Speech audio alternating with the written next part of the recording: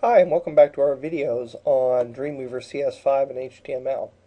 In this video, I want to start talking about how to set up tables of information. And we're going to actually be discussing several tags today. We're going to be discussing the table tag. We're going to be discussing a couple or a few semantic table elements. The T-head to hold your table heading area, the T-body to hold the body of your table, and the T-foot tag to indicate the table footer. And then we're going to talk about these structural elements, TR, TH, and TD. Oops, I put TH in there twice. THs are table headers, TDs are table data cells, and those are all contained in TRs, which stand for table rows. Now, if you go into Design View, you're going to see that Dreamweaver is going to give you several tools for creating tables.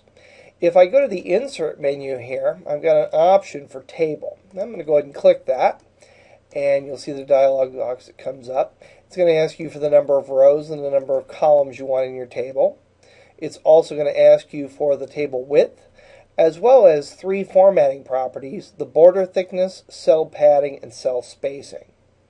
Now, if you choose to use this insert method, you're always going to want to leave border, padding, and spacing empty. You're also going to want to, you may want to leave table width in there initially for when you create the table and then take it out later. But all of these elements here, or all these attributes of this table element, should be defined within CSS. And in our CSS tables videos, you'll see how to do that. Now, after you've chosen the number of rows and the number of columns and potentially put in a table width, you're going to have to choose where your headers are in your table. Now, none here is going to apply no headers to your table. So all the cells will be TDs, or table data cells. You'll see more what that means in just a moment. And then you also have left, that the left-hand column is marked as headers. Top, which the top row is marked as headers. And you can also do both, with both the left column and the top row marked as headers. For right now, I'm just going to go ahead and select top, and you'll see how that works. You can also add a caption for your table and place a summary for your table. And you should always place a summary for your table. The caption will actually appear in the table, and you'll see that, and that will depend on what you're actually trying to do with your table. So under caption, I'm going to go ahead and type sample caption. And under summary, I'm going to go ahead and type, this is a summary of the table. Now, you can only use 256 characters in this summary. So if you've got a very complicated table, you may have to do some tricks to get a summary in there for screen readers and other accessibility tools. But for right now, we're just going to place a sample summary in here. Again, remember, I placed the top row, I said the top row are going to be headers, and everything else should be data cells. And then I'm going to go ahead and click OK, and you'll see my table. You'll also see the caption appearing at the top here. Now let's go ahead and look in Code View and see what Dreamweaver actually set up for us. If we go into Code View, you're going to see here in our body area, it opened a table up, and it said the width is going to be 400 pixels. It didn't actually put the px in there, but it's going to assume it's pixels. You're always going to want to define whether something is pixels or ems or whatever. And then you're going to see the summary comes right after the width. After that, we have a caption, and it actually placed the caption on 3 lines. I'm going to go ahead and change that a little bit. You can see here I can come in and modify that a little bit. Now, I said that my table was going to have so many rows and so many columns. Every time I see a TR, that's a row.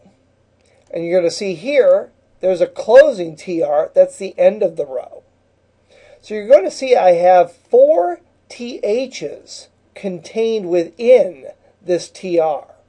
And what that basically means is there are 4 header cells within the first row of this table. Now, if I come down here even further, I'm going to see I've got another TR opening, and I have 4 data cells. 4 data cells there. And again, whenever I open something, I've got to close it. So there's the closing TD and the closing TH. So I've got my first row right here, my second row in my table, my third row in my table, my fourth row in my table, and then finally my fifth row in my table. And if I go into design view, again, you'll see there's 1, 2, 3, 4 columns or 4 data cells or header cells in every row. And there are a total of 1, 2, 3, 4, 5 rows. So that's what a basic HTML table, and I have non-breaking spaces in here, looks. This is what an HTML table looks like. Now, Dreamweaver's tool is really great to use, and you can see how quickly I set up that table. But the problem is, if you begin to rely on these tools in Dreamweaver for creating things, when you have to customize it, when you have to go in and modify it or make something special, you won't know how to actually work with the code. So in our next video, what we're going to do is we're going to actually set this up by hand, and you'll see how that works. And then in other videos, we're going to talk about attributes of tables that are very valuable, like the scope attribute here, as well as attributes for column groupings. So we'll see you in the next video.